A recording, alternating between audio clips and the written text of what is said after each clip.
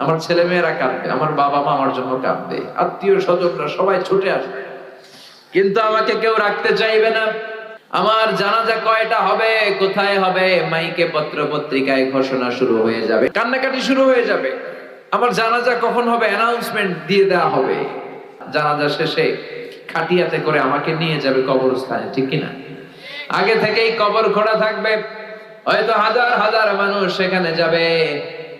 সব শেষে ওই মাটির কবরে আমাকে নামিয়ে দিয়ে আসবে, রেখে আসাবে অন্ধকার কবরে, উপরে বাঁশ দিয়ে মাটি চাপা দিয়ে, আর কেউ নাই।